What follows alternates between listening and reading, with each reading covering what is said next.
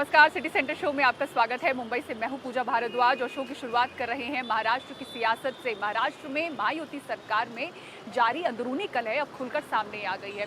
मुख्यमंत्री देवेंद्र फडणवीस से उप मुख्यमंत्री एकनाथ शिंदे पहले से ही नाराज चल रहे थे। अब फडणवीस सरकार के एमएसपी पर लिए गए फैसले ने एकनाथ शिंदे के जख्म पर नमक छिड़कने का काम किया है। दिखाते आपको पूरा मामला क्या है।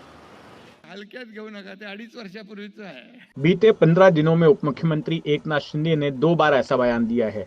जानकार मानते हैं कि इसके निशाने पर मुख्यमंत्री देवेंद्र फडणवीस हैं।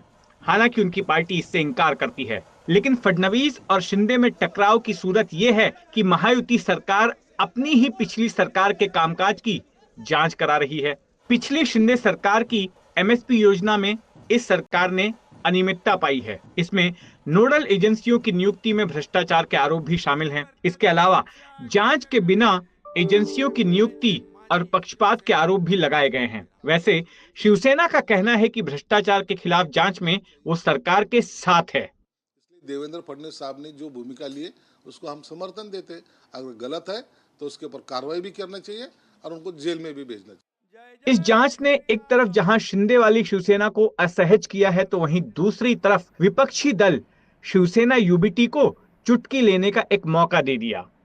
अगर बंद किया है राज्य के मुख्यमंत्री ने, तो उनके मन में कोई और अच्छी बात होगी।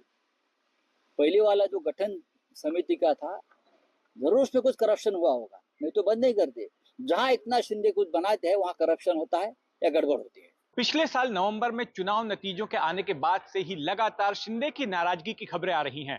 सरकार बनने के बाद शायद ही कोई ऐसा हफ्ता बीता होगा जिसमें कि शिंदे की नाराजगी की खबर ना आई हो।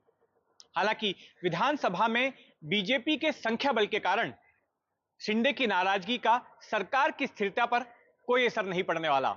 लेकिन महायुति सरकार के दो घटक दलों के बीच आपसी टकराव एक अच्छी तस्वीर प्रस्तुत नहीं कर रहा।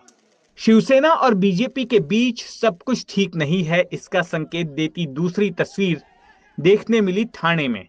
ठाणे एकनाथ शिंदे का गढ़ है और वे यहां से विधायक भी हैं, लेकिन बीजेपी से मंत्री गणेश नाइक ने ठाणे में जनता दरबार लगाकर शिंदे को असहज कर दिया। शिंदे की शिवसेना के कार्यकर्ताओं में भी ये भावना है कि गठबंधन में पार्टी को सही न्याय नहीं मिल रहा है। शिंदे भी कई बैठकों और सरकारी समारोह से नदारद देखने को मिल रहे हैं, जिससे कि ये कयास भी लगाए जा रहे हैं कि शिंदे नाराज है। इतना ही नहीं तो शिंदे पर समानांतर सरकार चलाने का भी आरोप लग रहा है। मुंबई से जितेंद्र दीक्षित के साथ रौनक कुकड़े, एनडीटीवी इंडिया के लिए। और अगली खबर भी महाराष्ट्र से ही आपको दिखाते हैं। मराठी कागजों पर तो है, पर मराठी भाषा लापता होती जा रही है। एक तरफ महाराष्ट्र सरकार मराठी भाषा के प्रचार में जुटी है, पर जमीनी सच्चाई ये है कि मराठी मीडियम स्कूल्स बंद हो रहे हैं। बीएमसी की एक रिपोर्ट कहती है कि बीते 10 सालों में 106 मराठी मीडियम स्कूल बंद हुए हैं। सुजाता द्विवेदी की ग्राउंड रिपोर्ट आपको दिखाते हैं।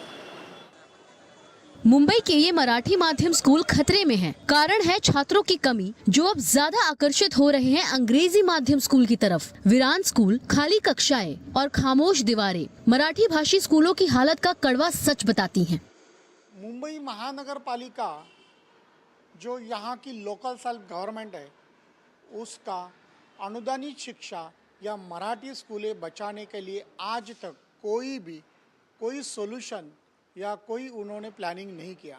उल्टा जो मराठी प्राइमरी स्कूल खोलता है उसको जो अनुदान और एड देना चाहिए बीएमसी ने, वो भी उन्होंने बंद करके रखा 20 साल।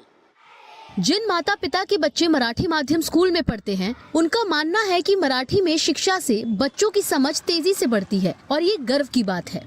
घर में मराठी है तो स्कूल में भी वो फटाक से कैचअप करेगी, और अंग्रेजी तो हम लोग सिखा सकते हैं उसको, इसलिए हम लोगों ने मराठी में डाला।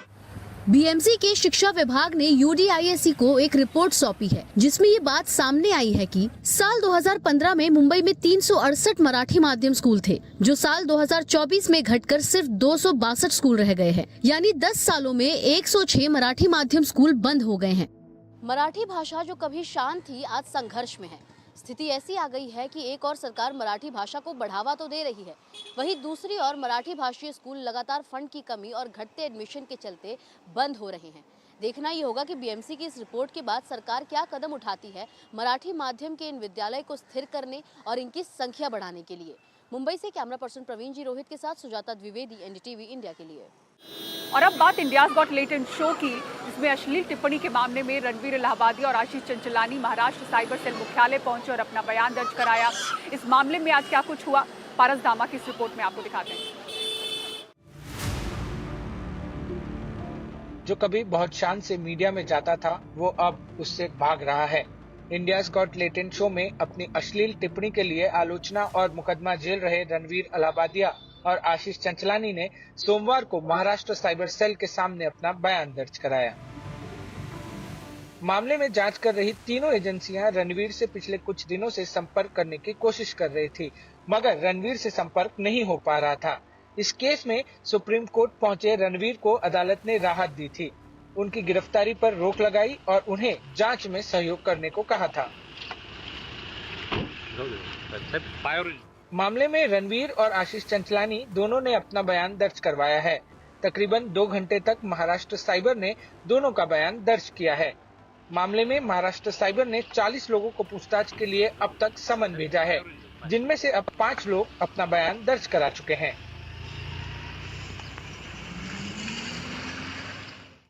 और प्रयागराज में महाकुंभ चल रहा है तो वाराणसी में गंगा किनारे ध्रुपद मेला चल रहा है।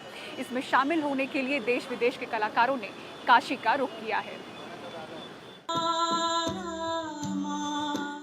पिछले 2 दिनों से शाम होते ही काशी का तुलसी घाट सुर और ताल में डूब जाता है। बीच बीच में पखावज के थाप गंगा के पांव पखाड़ती हैं।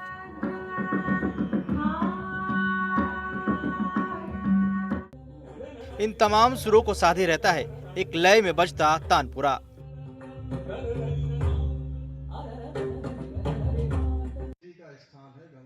तुलसी घाट पर 51वां अंतर्राष्ट्रीय ध्रुपद मेला चल रहा है, जिसमें ध्रुपद गायकी से जुड़ी नामचीन हस्तियां हिस्सा ले रही हैं। 22 फरवरी से शुरू हुआ ये मेला 5 दिन चलेगा। मेले में हिस्सा लेने वाले कलाकारों में गुंडेचा बंधु, ऋत्विक सान्याल, संकट मोचन मंदिर के महंत प्रोफेसर विश्वंभर नाथ मिश्र, मधु भट्ट तैलंग और फिलीपींस से आई शिल्पा शंकर नारायण शामिल हैं। ये ध्रुपद मेला में आना किसी भी ध्रुपदिया के लिए सौभाग्य की बात है, क्योंकि ये एक महायज्ञ है जिसमें हम अपनी जो आवाज़ है, हमारा ध्रुपद जो भी हमने सीखा है या जो भी हम अध्ययन कर रहे हैं, हम इसमें उसकी पूर्णाहुति देते हैं। हर साल आते हैं, हर साल गाते हैं। और यहाँ का माहौल वाराणसी में बाबा विश्वनाथ के द्वार पे आके हम गाते हैं, तो ये इससे बड़ा सौभाग्य किसी भी ध्रुपद गायक के लिए नहीं हो सकता। ध्रुपद मेले की शुरुआत 1975 में हुई थी और तब से हर साल इसका आयोजन किया जाता है।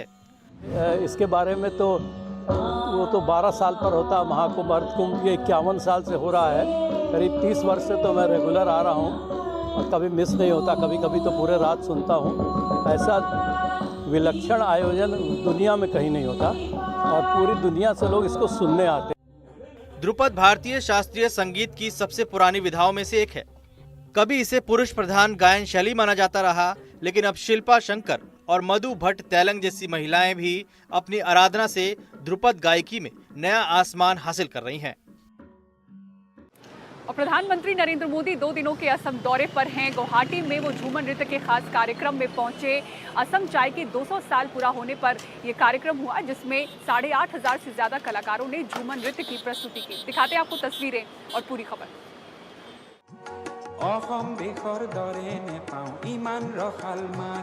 असम के झूमर नृत्य का शानदार प्रदर्शन।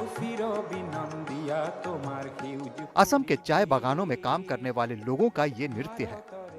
असम की टी इंडस्ट्री को 200 साल पूरे हो रहे हैं। उसका जश्न कुछ इस अंदाज में मनाया गया।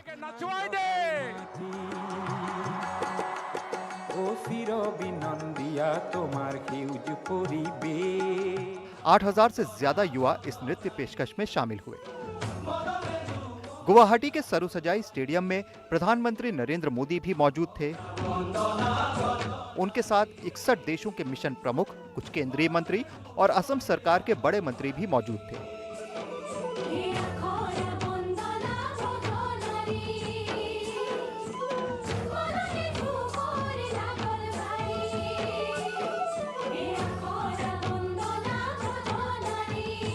वैसे बात उन कलाकारों की करें जो झूमर नृत्य में शामिल हुए, तो इनमें से ज्यादातर काफी निचले तबके से आते हैं। इनके लिए ये किसी सपने से कम नहीं था।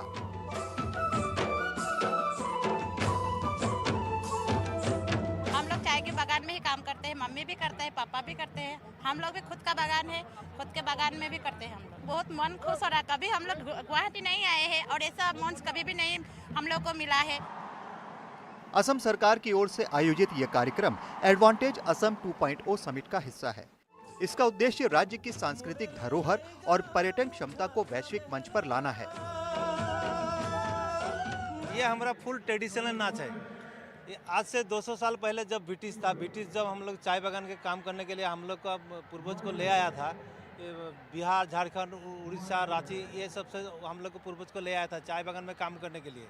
तो 200 साल में रहते रहते यहाँ हम लोग क्या हो गया, चाय जनगोष्ठी हो गया, चाय जनगोष्ठी। और ये चाय जनगोष्ठी आदिवासी का ये मेन डांस है, झूमर डांस। ये जो असम के चाय के बगीचे में काम करने वाले जो श्रमिक हैं, उनके जो बच्चे हैं या फिर ये जो काम करने वाले लोग हैं, वो पहली बार उनको एक मंच मिला है जहाँ पे कि उनका जो ट्रेडिशन है, जो कि सालों पुराना ट्रेडिशन है, उसको पूरे देश को, पूरे दुनिया को दिखा पाए। और इसलिए इतना बड़ा झूमर नृत्य का ये आयोजन गुवाहाटी में किया गया है। प्रधानमंत्री मोदी सोमवार से असम के 2 दिवसीय दौरे पर हैं। यहाँ वो मंगलवार को एडवांटेज असम 2.0 निवेश और बुनियादी ढांचा शिखर सम्मेलन का उद्घाटन करेंगे। चाय की खुशबू और चाय के रंग को एक चाय वाले से ज्यादा कौन जानेगा। और अभी मुझे बताया गया कि 60 से भी ज्यादा दुनिया के अलग अलग देशों के राजदूत भी आसाम को अनुभव करने के लिए यहां मौजूद है। पूर्वोत्तर की संस्कृति का ब्रांड एम्बेसडर खुद मोदी ही बन चुका है। Honorable Prime Minister will be here for 2 days, sending a huge message to investors that look, now Assam is peaceful. इस राज्य में पर्यटन की बड़ी संभावनाएं हैं। इसके साथ ही अब एडवांटेज असम के जरिए राज्य को एक बड़े इन्वेस्टमेंट डेस्टिनेशन के तौर पर सामने रखने की कोशिश हो रही है। गुवाहाटी में कैमरा पर्सन संजय चक्रवर्ती के साथ रतनदीप चौधरी, एनडीटीवी इंडिया।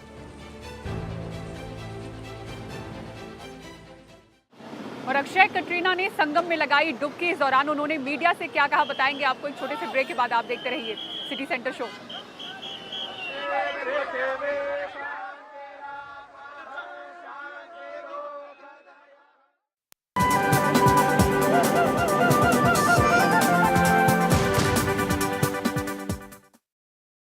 और महाकुंभ में कई बॉलीवुड सितारे भी डुबकी लगा रहे हैं। आज यहां पर कटरीना कैफ और अक्षय कुमार पहुंचे। कटरीना कैफ ने मीडिया से भी इस दौरान बात की, खुशी जताई और कहा कि उनका सौभाग्य है कि उन्हें यहां आने का मौका मिला। बॉलीवुड के खिलाड़ी अक्षय कुमार महाकुंभ के 43वें दिन त्रिवेणी संगम स्नान करने पहुंचे। उनके अलावा कटरीना कैफ भी परमार्थ निकेतन शिविर में स्वामी चिदानंद सरस्वती और साध्वी भगवती सरस्वती का आशीर्वाद लेते हुए दिखाई दी। अक्षय ने उत्तर प्रदेश के मुख्यमंत्री की भी तारीफ की और महाकुंभ में इंतजाम की भी।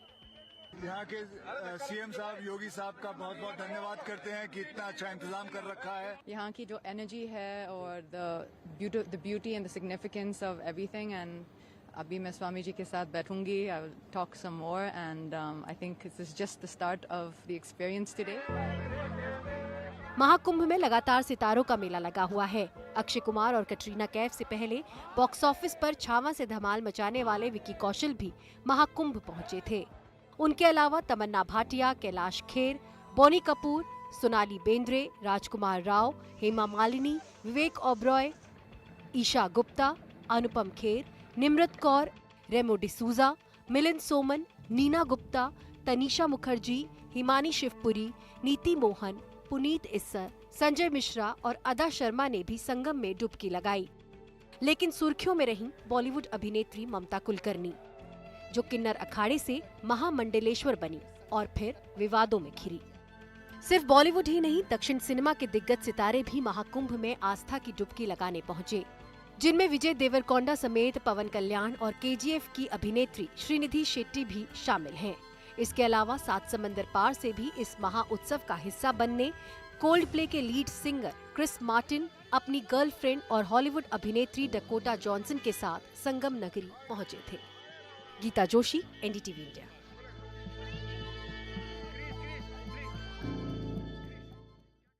और भाई बात करते हैं national Indian film festival of Australia की, जो ऑस्ट्रेलिया में चल रहा है। सिडनी में ओपेरा हाउस और हार्बर ब्रिज के पास कई सारी फिल्मों की शूटिंग हुई है। पंजाबी फिल्मों की बात करें तो ऑस्ट्रेलिया दूसरा बड़ा बाजार बताया जाता है। प्रशांत सिसोदिया की ऑस्ट्रेलिया से ये रिपोर्ट आपको दिखाते हैं।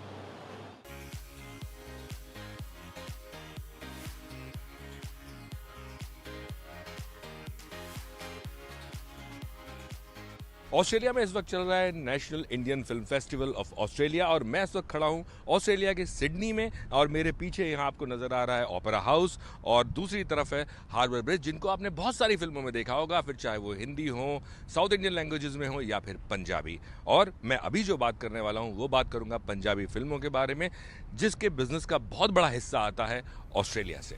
ऑस्ट्रेलिया भारतीय फिल्मों के लिए पिछले 3 सालों में बड़ा बाजार बना है और निफा जैसे फिल्म महोत्सव भारतीय फिल्मों की जगह यहां और मजबूत कर रहे हैं।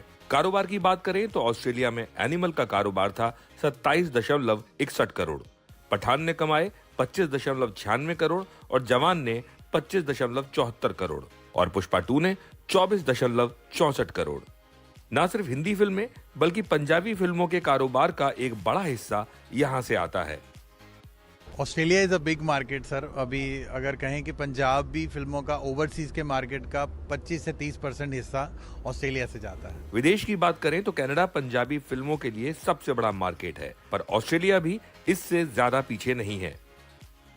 कलेक्शन मुझे लग रहा है कनाडा के बाद हमारा दूसरा नंबर आता है, तो कनाडा के ऑस्ट्रेलिया नंबर 2 पे है और जिस हिसाब से फिल्में चल रही हैं और प्रोग्रेस चल रही है तो मुझे लग रहा है ऑस्ट्रेलिया नंबर 1 पे बहुत जल्दी आ जाएगा। ऑस्ट्रेलिया में हर साल उत्तर भारतीय भाषाओं में 100 से ज्यादा म्यूजिक वीडियोस शूट होते हैं, चाहे वो पंजाबी हो या हरियाणवी।